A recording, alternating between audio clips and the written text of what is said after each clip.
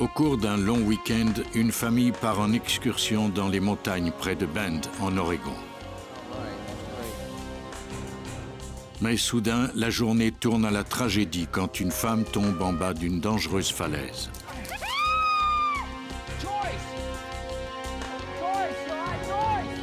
On croit d'abord qu'il s'agit d'une mort accidentelle, mais bientôt, on en vient à soupçonner de meurtre le mari de la victime. Comme il n'y a pas de témoin oculaire, le procureur chargé de l'affaire devra fonder ses arguments sur des preuves indirectes et sur le témoignage des enfants du suspect.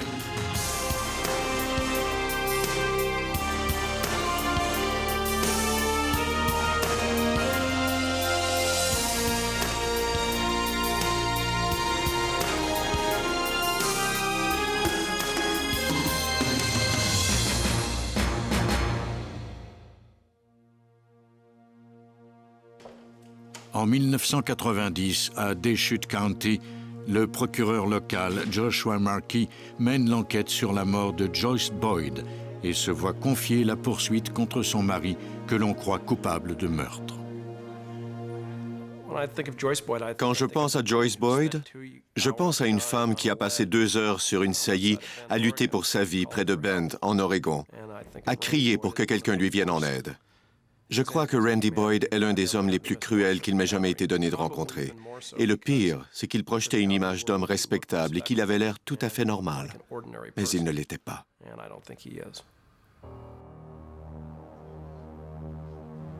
Randy Boyd comparaît en cour pour le meurtre de sa femme.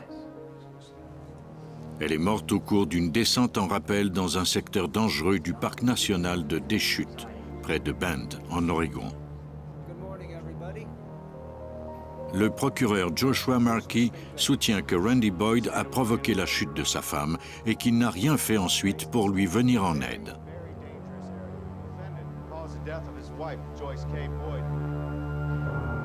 Mais comme la chute de Joyce a d'abord été considérée comme un accident, plusieurs indices importants qui auraient étayé les arguments du procureur n'ont jamais été recueillis. De nombreux facteurs rendaient cette affaire très difficile à mener. D'abord, on ne disposait d'aucune photo de la scène du crime, ni du corps de Joyce Boyd. Ensuite, on n'avait rien recueilli sur les lieux et l'on n'avait rien retenu non plus des déclarations de Randy Boyd à ce moment-là, parce que tout le monde l'avait cru sur parole.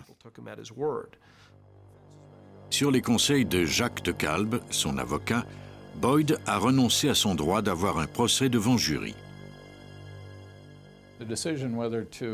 La décision de ne pas avoir de jury a été difficile à prendre.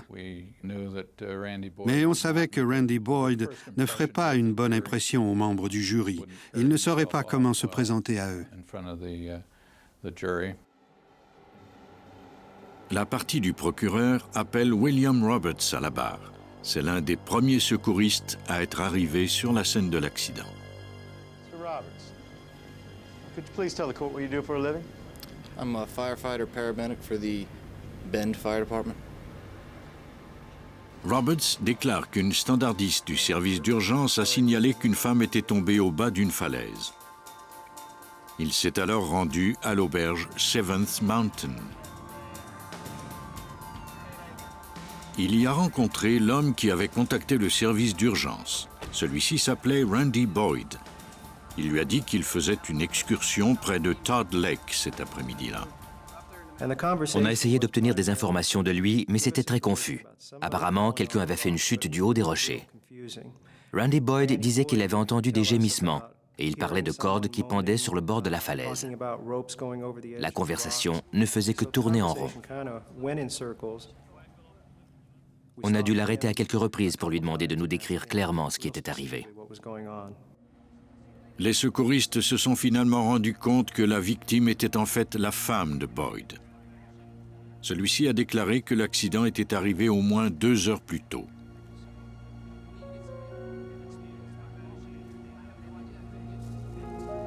Boyd a accepté d'accompagner les secouristes à l'endroit de la chute, à quelques kilomètres de l'auberge. Roberts déclare que son collègue et lui ont garé leur ambulance au pied de la falaise pendant que Boyd et un agent de police se rendaient dans un autre secteur de la montagne.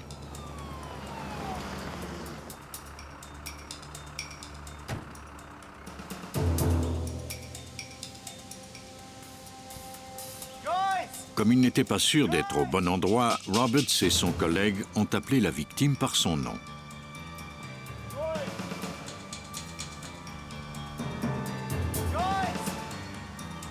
Ils ont alors entendu des sons étouffés. Joyce Boyd était toujours en vie.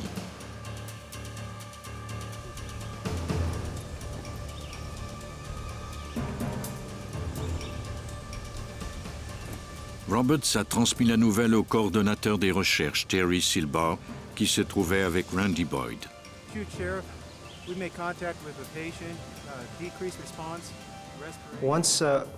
Quand j'ai entendu Joyce, j'ai appelé l'agent Silba avec ma radio pour l'informer que j'avais été en contact avec elle. On ne l'avait pas vue, on n'avait pas eu un contact physique avec elle, mais on voulait faire savoir à l'agent qu'on l'avait trouvée et qu'il devait venir nous rejoindre. Lorsque les secouristes ont fini par trouver Joyce Boyd, des cordes étaient entremêlées tout autour d'elle et 2 d'entre elles montaient le long de la falaise. Ces cordes, qui étaient restées accrochées à un petit sapin, avaient arrêté sa chute.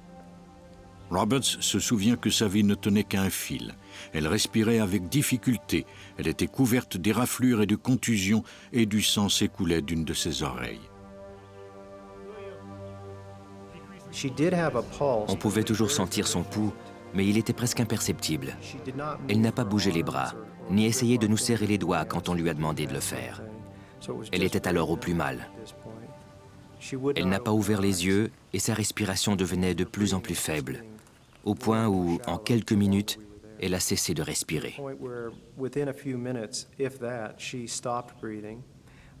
J'ai alors donné à Randy Olson mon masque de poche et il l'a aidé à respirer. Avec la corde tout autour de son corps, il était très difficile de faire quoi que ce soit et l'on était au bord d'une falaise. Il l'a aidé à respirer pendant 4 ou 5 minutes, mais son pouls s'est alors arrêté et l'on ne pouvait plus rien faire.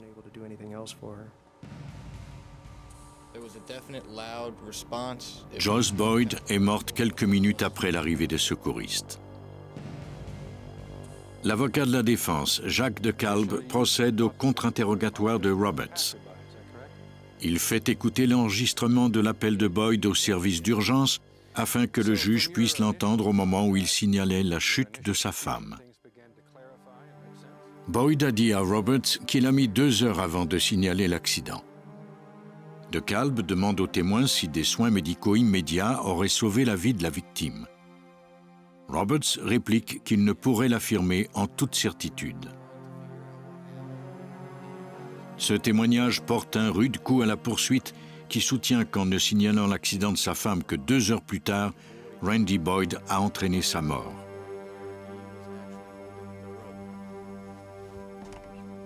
L'État appelle ensuite à la barre Terry Silbar, le coordonnateur des opérations de sauvetage de Deschutes County.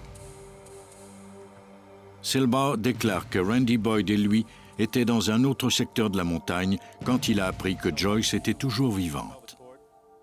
Silbar a trouvé la réaction de Boyd étrange. Quand on est arrivé sur les lieux, les 2 secouristes m'ont appelé par radio pour m'annoncer qu'ils avaient entendu la voix de la victime. Son mari a alors dit « Quoi, qu'est-ce qu'ils disent ?» Il n'a pas réagi comme l'aurait normalement fait un mari. Il aurait dû vouloir accourir au plus vite aux côtés de sa femme. Silbar déclare que Randy Boyd et lui se rendaient vers la scène de l'accident quand il a reçu un autre appel sur sa radio. Joyce Boyd venait de mourir. Quand j'ai annoncé à M. Boyd que sa femme venait de mourir, il a fait quelques pas en s'éloignant de moi et il a dit « Ça va aller, il faut seulement que je reprenne mes esprits et que je retrouve mon calme. » Et il a fait quelques pas environ 5 mètres de moi pendant 4 ou 5 minutes. Et il est revenu en disant « Bon, ça va maintenant. » Comme les sauveteurs ne soupçonnaient pas qu'il puisse s'agir d'un crime et qu'il n'y avait aucun doute sur le fait que la victime était morte des suites de sa chute, on n'a pris aucune photo, ni recueilli d'indices. Et l'on n'a pas dépêché d'enquêteurs sur les lieux. C'est une erreur qui va hanter la poursuite tout au long du procès.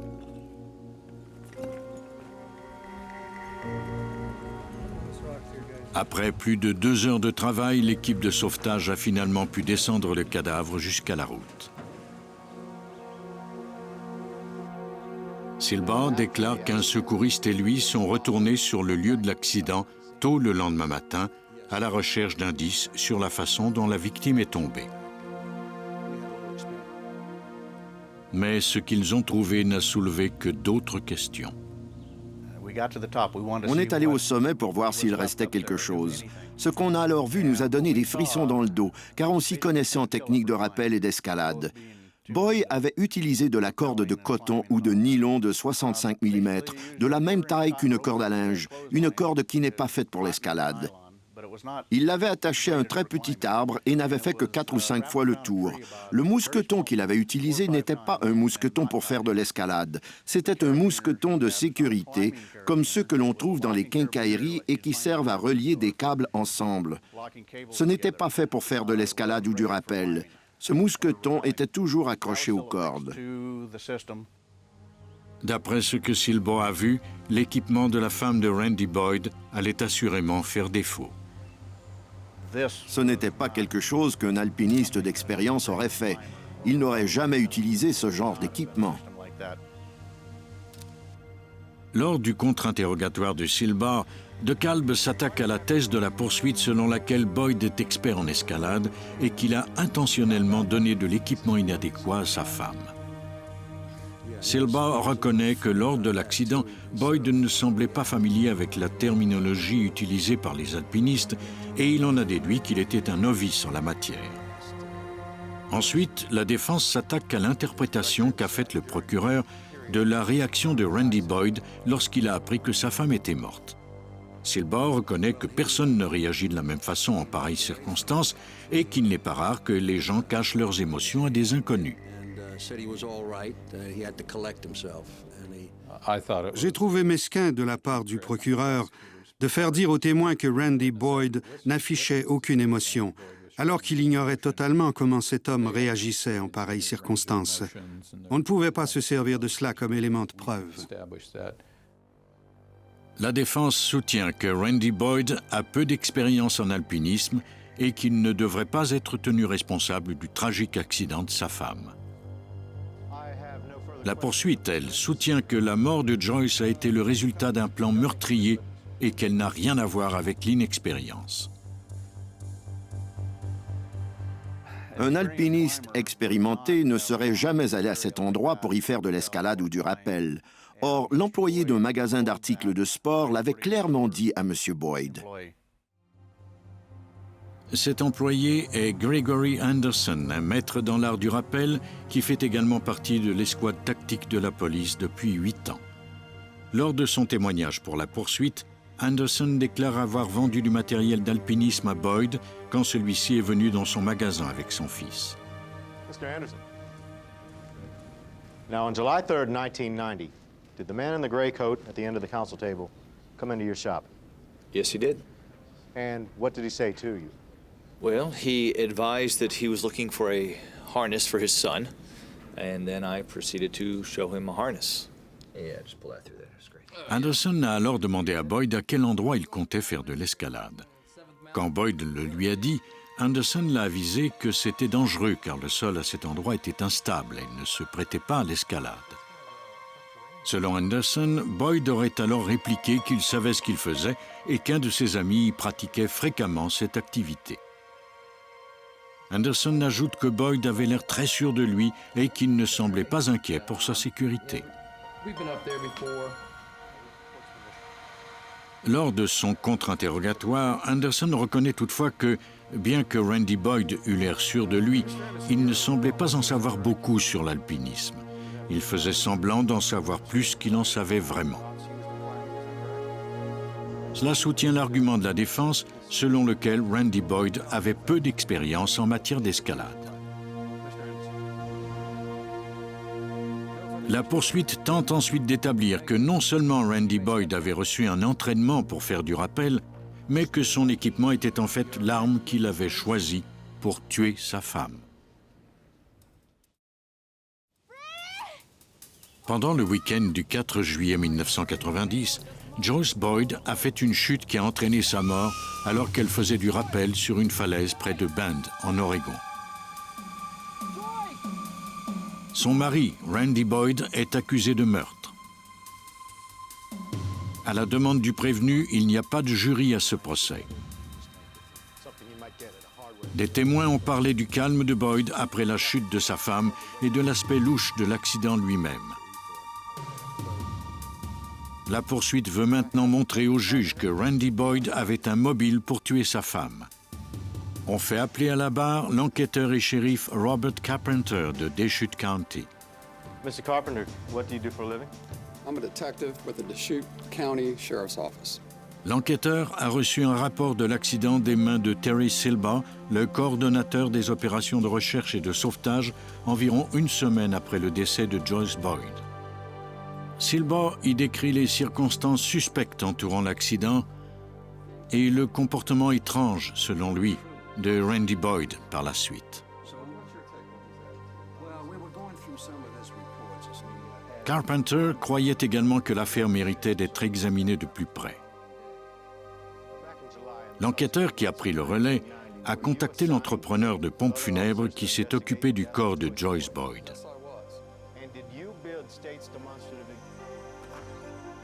Carpenter a alors appris qu'il n'y avait pas eu d'autopsie et que Randy Boyd avait demandé que le corps soit immédiatement incinéré. Il avait également demandé plusieurs exemplaires du certificat de décès de sa femme en expliquant à l'entrepreneur de pompes funèbres qu'il devait les envoyer à quelques assureurs.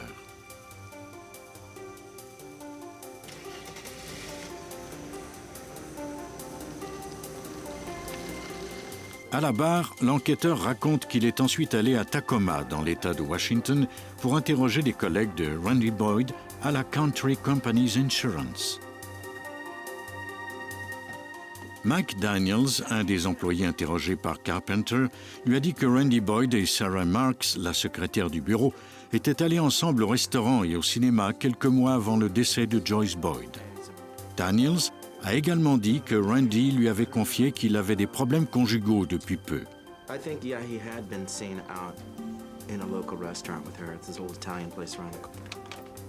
Carpenter a ensuite interrogé Sarah Marks.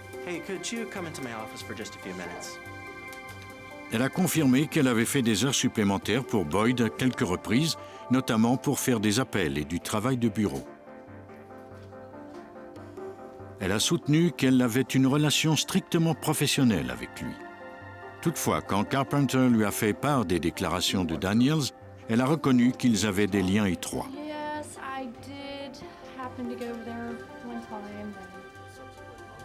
Elle a dit à l'enquêteur qu'environ 2 semaines après la mort de Joyce, Randy l'avait invité à un barbecue avec un autre couple où il devait en profiter pour trier les effets personnels de Joyce.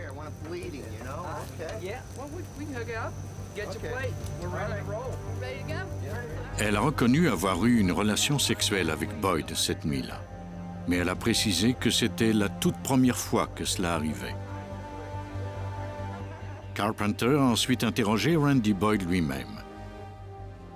L'enquêteur déclare qu'il a demandé à Boyd de décrire sa relation avec Sarah Marks. Boyd a reconnu avoir eu une relation sexuelle avec elle, mais il a dit que c'était sans doute arrivé parce que Sarah avait pitié de lui ce soir-là et qu'ils avaient un peu trop bu au cours de la soirée.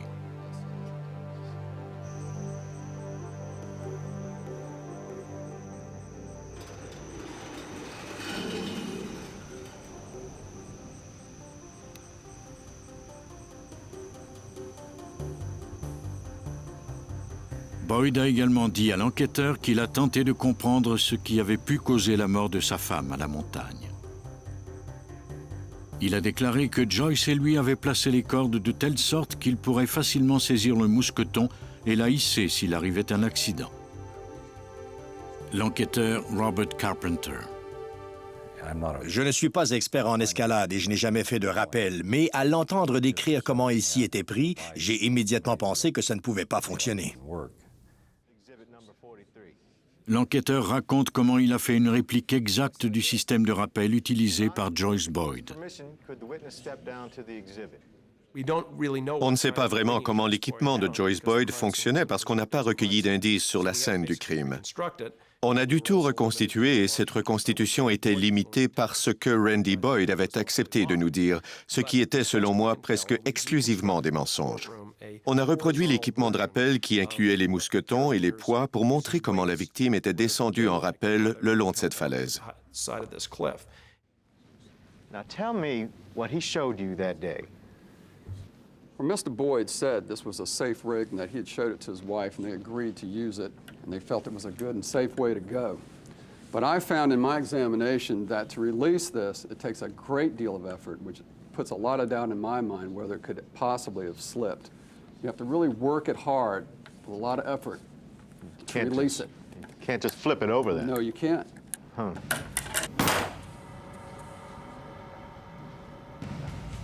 Lors du contre-interrogatoire, la défense met en doute la validité de la démonstration de Carpenter.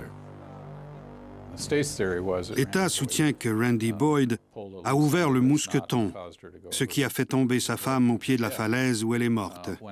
Mais de fait, on suppose que Boyd a fait une manœuvre qui n'était même pas nécessaire. Dès qu'on tend une des cordes et pas l'autre, le mousqueton se défait. Comme on l'a déjà montré, le mousqueton se défait tout seul.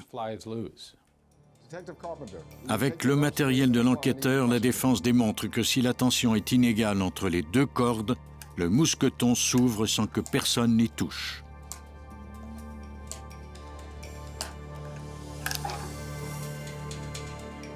De Kalb demande ensuite à l'enquêteur si l'on doit faire une manœuvre au point d'ancrage pour que la corde puisse glisser dans le mousqueton. Don't have to touch it at all.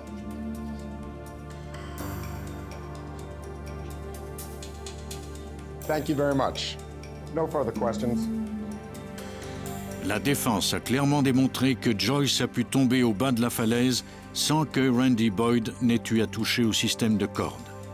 Selon l'avocat de Boyd, celui-ci ne peut être blâmé que pour son inexpérience en escalade.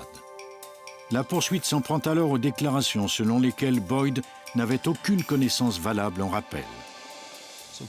Randy Boyd avait suivi un entraînement de policier et un entraînement pour devenir membre d'une unité SWAT. On lui avait montré à faire du rappel. Il savait ce qu'il faisait.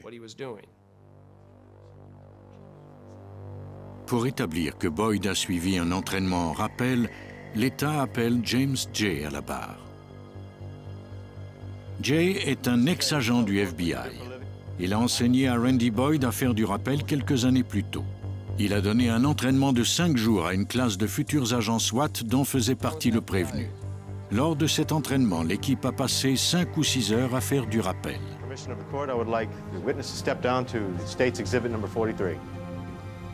He may do so. Le procureur demande à Jay de lui dire ce qu'il pense de la pièce à conviction numéro 43. Mr. Jay, is this an accepted method of repelling? I've never seen anything like this. And have you ever taught anyone this method for repelling? No, sir. And you other safety concerns? Lors du contre-interrogatoire, Jay déclare que le cours qu'il a donné était conçu pour éliminer les appréhensions des élèves. Il ajoute qu'ils ont tous fait du rappel à 3 ou 4 reprises durant le cours, mais qu'il ne leur a pas montré à se servir de son équipement ni comment installer des systèmes d'ancrage.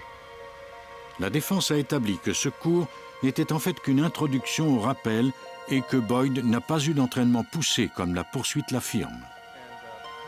Les procureurs estiment toutefois que Boyd savait que les cordes de rappel étaient mal installées. Il s'est organisé pour qu'elles cèdent. Il est donc directement responsable de la mort de sa femme. La poursuite devra maintenant démontrer au juge qu'aux yeux de Randy Boyd, sa femme valait plus cher morte que vivante. Randy Boyd subit un procès pour meurtre. Sa femme a fait une chute mortelle pendant qu'elle faisait du rappel le long d'une falaise. La poursuite a tenté de démontrer que le prévenu avait intentionnellement mal installé son système d'ancrage. La défense, quant à elle, a démonté tous les arguments de la poursuite. Le procureur local, Joshua Markey, va tenter maintenant d'établir que Boyd avait toutes les raisons de souhaiter la mort de sa femme. Randy Boyd avait une relation amoureuse avec une autre femme. Son mariage était un échec. Et plus important encore, sa situation financière était incertaine. Il était dépensier et pour maintenir ce train de vie, il devait avoir de l'argent. La mort de Joyce Boyd représentait une chance inespérée pour lui. Pour établir que le prévenu était dans une mauvaise situation financière au moment de la mort de sa femme, la poursuite appelle à la barre le sergent-détective Greg Brown du bureau du shérif de Deschutes County. Brown a examiné les relevés financiers de Boyd.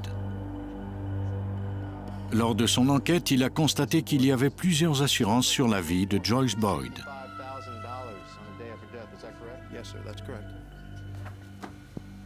Brown a établi que même si Boyd touchait des revenus de 3 000 $ par mois, il en dépensait bien davantage. Et selon Brown, le couple avait de nombreuses factures impayées. La poursuite dépose à titre de preuve un tableau des polices d'assurance vie de Joyce Boyd. Le bénéficiaire de toutes ces polices d'assurance est Randy Boyd. En outre, l'une de ces polices a pris effet moins d'un mois avant la mort de Joyce. Sergeant Brown, on the day Mrs. Boyd died, she was insured for a total of $465,000. Is that correct? Yes, sir, that's correct. And this was all purchased within an 18-month period of her death. Is that correct? Actually, it was less than 18 months, but 18 months is factually correct. And when Mr. Boyd purchased these policies for Mrs. Boyd, did he purchase any for himself? No, sir, he did not. Mrs. Boyd was... Brown déclare que Boyd a voulu toucher l'argent des assurances tout de suite après la mort de sa femme. De fait, le 5 juillet, soit le premier jour ouvrable après sa mort, Boyd a contacté les compagnies d'assurance. La poursuite soutient que l'empressement de Boyd à toucher ces sommes d'argent est accablant et que son indifférence lors du drame indique qu'il est coupable. Lors de son contre-interrogatoire, le sergent-détective Brown reconnaît que la plus importante police d'assurance dont Boyd a fait l'acquisition n'a pas été achetée au cours des 18 derniers mois, comme il l'a affirmé plus tôt. De fait, il s'agissait d'une police d'assurance qu'il avait du temps où il était dans l'armée et qu'il avait transférée. Brown reconnaît également que certains des chiffres avancés n'étaient pas exacts et qu'il avait parlé de comptes impayés alors qu'il s'agissait plutôt de soldes de comptes en souffrance. With all the errors that have been circled there, that's the kind of information that you presented to the grand jury in a homicide investigation. Is that correct? Yes, sir, that's correct. The prosecution attempted to show La poursuite voulait démontrer que Randy Boyd était lourdement endetté au moment de la mort de Joyce. Randy Boyd devait beaucoup d'argent. C'était un fait. Mais au moment de la mort de sa femme, et même à peine quelques mois plus tard, au moment où la police l'a arrêté, il n'avait plus de facture en souffrance. Il payait ses comptes de carte de crédit et ses nombreuses factures et n'avait plus d'arriérés. La cause de l'État semble s'écrouler alors que la défense démonte un à un tous les arguments du procureur. Pour soutenir son argument que la mort de Joyce Boyd était préméditée, la poursuite appelle ensuite à la barre Linda Johnson. Celle-ci travaillait à la réception de l'hôtel Seventh Mountain où les Boyd avaient loué une chambre lors du décès de Joyce. Elle a déclaré au grand jury et aux policiers qu'elle avait vu Randy Boyd à l'hôtel entre 6 et 8 semaines avant le décès. Or, Boyd avait nié être allé à Bend auparavant. Avant le procès, les procureurs ont demandé à des enquêteurs de montrer une série de photos à Johnson. L'employé a identifié l'une de ces photos. C'était celle de Randy Boyd, le prévenu. Johnson affirme se souvenir très nettement d'avoir conversé avec Boyd au moment où il réglait sa note. Elle ajoute même que Boyd a dit trouver l'endroit agréable et affirmé qu'il avait hâte de revenir. Si Linda Johnson disait la vérité, cela signifiait que Randy mentait et qu'il était venu voir de plus près les lieux du crime. Mais si Randy Boyd dit la vérité, cela signifie qu'il n'est pas allé à cet hôtel avant le week-end du décès de Joyce. Lors du contre-interrogatoire, Johnson reconnaît qu'elle n'a pas trouvé de documents attestant de la présence de Boyd à l'hôtel avant l'accident de Joyce. No records whatsoever that Mr. Boyd was ever in there in May. Isn't that correct? That is correct. Tout ce qui aurait corroboré les affirmations de Linda Johnson, selon lesquelles elle avait vu Randy Boyd avant la mort de Joyce, nous aurait sans doute permis de convaincre le juge que le prévenu était coupable de meurtre. Mais il n'y avait pas de facture, pas de témoin. On n'avait que le témoignage de Linda Johnson. Sans autre témoin que le prévenu, la poursuite demande que puissent témoigner les seules autres personnes qui se trouvaient à la montagne ce jour-là, les enfants de Randy Boyd. Sally, âgée de 10 ans, est la première à aller à la barre. Marky lui demande de décrire l'escalade de la montagne. Okay, did you stop along the way? There you go. Yeah. When we were about halfway up, we had our picture taken and we had a little snack. Sally déclare que son père et Joyce ont laissé son frère et elle près d'une grosse pierre et leur ont demandé de rester là pour ne pas tomber. Puis ils sont partis en direction d'un escarpement. Elle dit que Joyce devait descendre en rappel la première. Ensuite, elle devait faire remonter le harnais et Randy descendrait à son tour. Now, when you went up to the top of the hill with your brother, did you hear any strange sounds down where your father and where Joyce were? All I heard was, I guess that was when Joyce fell, when my dad said, "Joyce," in a real panicky way. How many times did you hear that? Once. Sally déclare que son père est revenu 2 heures plus tard. No, go ahead and get your pack and stuff together. Why? Because you need to. Go ahead and get your stuff. Il leur a dit que Joyce devait les retrouver au bas de la montagne. Ils ont commencé à redescendre. And we slid down half of the way, and then part of the way we bunny hopped. We got down there pretty quick. Elle dit que lorsque son frère et elle ont commencé à se chamailler, son père leur a dit qu'il leur donnerait de l'argent s'ils lui promettaient d'être sages. Sally déclare que son père leur a promis $100 à chacun qu'ils pourraient dépenser à Disney World.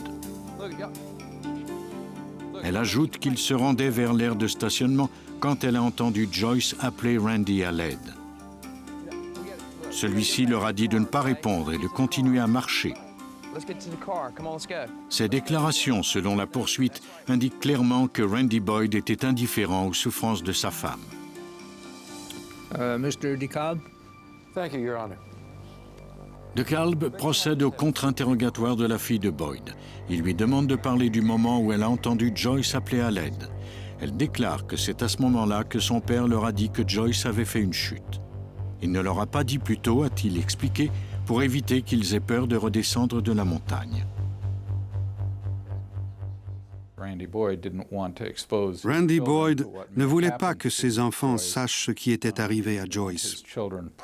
Il ne voulait pas que ses enfants soient là quand il parlerait aux secouristes. Il était très préoccupé par leur bien-être et il voulait les mettre en sécurité avant de s'occuper de cette affaire. Le procureur appelle ensuite à la barre Shane, le frère de 13 ans de Sally. Il lui demande si sa sœur et lui ont entendu du bruit provenant de l'endroit où son père et Joyce étaient partis. Le garçon déclare qu'il a effectivement entendu leur père crier le nom de Joyce à 1 reprise. Environ 1h30 plus tard, son père est revenu et ils ont commencé à descendre de la montagne. En descendant, il a entendu Joyce crier à l'aide, mais son père lui a demandé de ne pas répondre. Shane déclare que lorsqu'ils sont montés dans la voiture, son père a tenté d'utiliser son téléphone portable, mais sans succès, car il se trouvait dans une zone qui n'était pas desservie. Ils ont alors pris la direction de l'hôtel. En arrivant, leur père les a conduits à leur chambre et il est parti à la réception. On doit se rappeler que c'étaient les enfants de Randy, pas ceux de Joyce. De fait, Joyce n'avait pas une très bonne relation avec eux. C'était donc très pénible pour eux d'aller à la barre et de témoigner contre leur père. La défense procède au contre-interrogatoire du fils de Boyd et lui demande pourquoi son père leur a offert $100 à sa sœur et à lui pour qu'il soit sage. Shane répond que son père voulait simplement qu'il arrête de se chamailler avec sa sœur afin qu'il puisse retourner à la voiture le plus vite possible. Le témoignage des enfants de Randy Boyd est très accablant. Après que la poursuite a terminé, la défense appelle à la barre le seul témoin qui pourra peut-être convaincre le juge que Randy Boyd est innocent, le prévenu lui-même.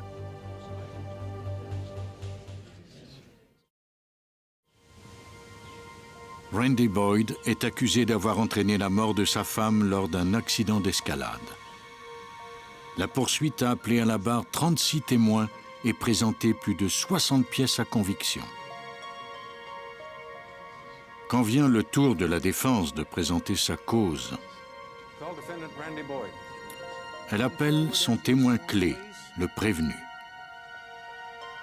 La poursuite a soutenu qu'il y avait des assurances d'une valeur de près d'1,5 million de dollars sur la vie de Joyce Boyd, soit 4 fois et demi de plus que sur celle de son mari. Boyd réfute cette thèse, déclarant que les documents présentés sont incomplets. Il déclare qu'il a fait l'acquisition de polices d'assurance sur sa propre vie au montant de 425 000 $, soit seulement 40 000 $ de moins que sur celle de Joyce. Yes, if something happened to me, Joyce wouldn't have the children, and we tried to buy the amount of insurance that we would need. Il avait acheté de grosses assurances sur la vie de sa femme environ 2 mois avant sa mort. Mais je crois qu'on n'a pas vraiment pris en compte le fait qu'il avait aussi acheté une grosse assurance sur sa propre vie avant l'accident. DeKalb demande au prévenu où il se trouvait le 19 mai, soit le jour où Linda Johnson a déclaré lui avoir parlé à l'hôtel. Well, it's the weekend, and the Saturday of the weekend, I was at a truck rodeo that was being sponsored by myself as a member of the country companies. A truck rodeo at the Fort Lewis. On ne présente aucun témoin qui pourrait corroborer l'alibi de Boyd. La poursuite ne fait pas de contre-interrogatoire. DeKalb se concentre ensuite sur l'accident fatal. Boyd déclare qu'il a dit à ses enfants de terminer leur collation et de ne pas se chamailler. Il leur a dit qu'il reviendrait sous peu.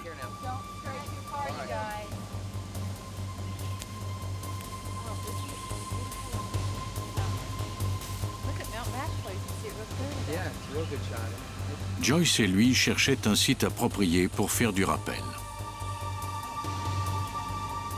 Boyd déclare qu'ils en ont choisi un qui semblait faire entre 12 et 15 mètres de haut.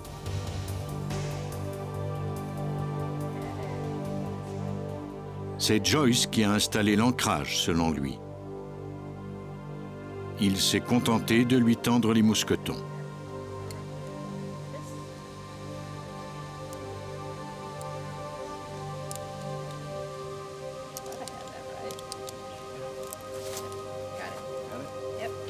La dernière chose qu'il a faite, selon lui, c'est de lancer l'autre extrémité de la corde le long de la falaise.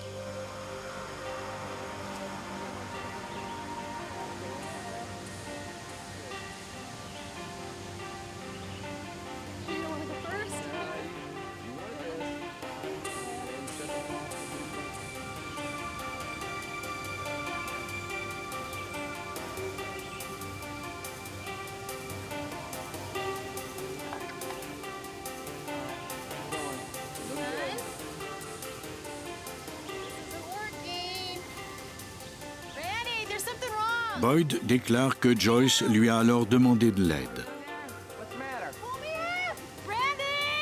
Il a donc examiné le système d'ancrage. Boyd déclare que l'anneau d'arrimage a ensuite commencé à bouger. Bientôt, Joyce a fait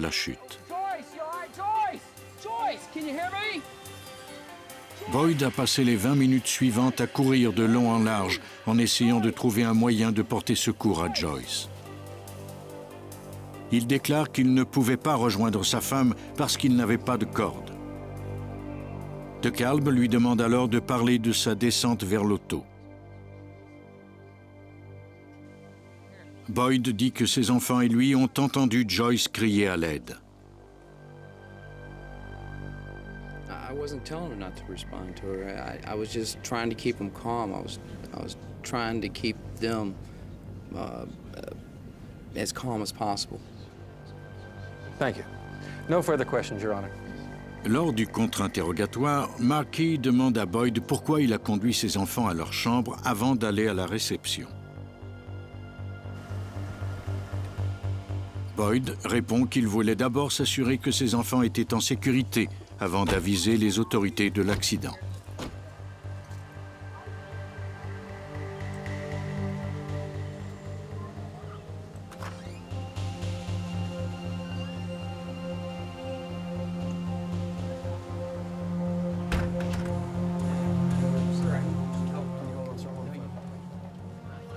Il affirme qu'il s'est ensuite empressé d'aller à la réception et qu'il a demandé à l'employé de contacter le service d'urgence.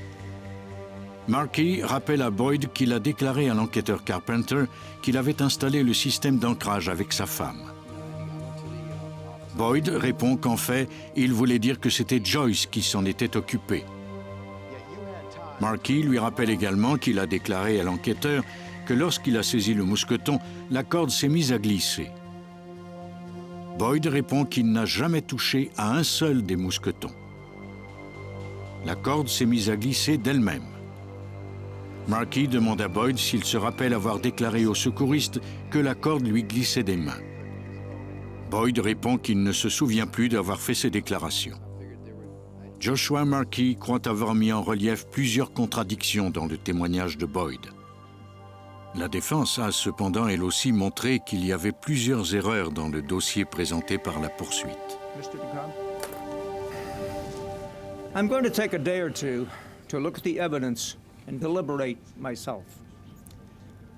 I'll give you my decision on Friday morning at 9:30 on March the 8th. Till that time, this court is in recess. Les 3 jours qui suivent sont tendus. Comme l'État se fonde principalement sur des preuves indirectes, Markey se demande s'il est parvenu à dissiper tous les doutes raisonnables.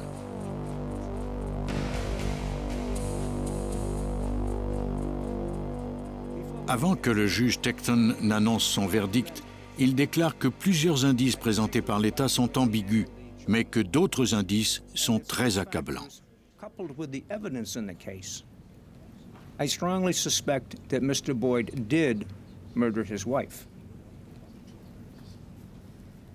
I strongly suspect that Mr. Boyd did not intentionally murder his wife, but he took advantage of the fall, and he was not unhappy with the results. Malgré les commentaires du juge, l'État n'a pas pu prouver que Boyd était coupable d'homicide au premier degré. Le juge Tickton reconnaît le prévenu coupable d'homicide involontaire et de négligence criminelle. Le verdict est à la fois une victoire et une défaite pour le bureau du procureur de Deschutes.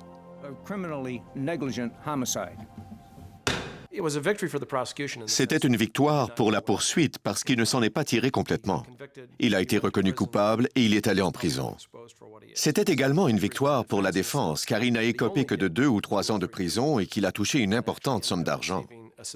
Il n'a pas passé le restant de ses jours là où il aurait dû être, c'est-à-dire au pénitencier d'État de l'Oregon. S'il y avait eu un jury, je crois qu'il y avait assez d'informations compromettantes pour que mon client soit reconnu coupable de meurtre. Et ce, même si on avait réfuté la thèse de la chute préméditée de Joyce Boyd.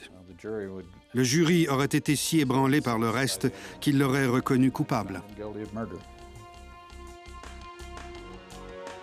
Randy Boyd a passé 2 ans de sa vie en prison. Les compagnies d'assurance qui craignaient d'être poursuivies en justice lui ont versé 130 000 $ pour le décès de sa femme. Boyd a déposé une requête pour que sa condamnation soit radiée. Après avoir purgé sa peine, il a été remis en liberté et est allé vivre avec sa nouvelle femme, son ancienne secrétaire, Sarah Marks. Ces demandes de radiation de sa condamnation pour homicide involontaire et négligence criminelle ont été rejetées par la Cour.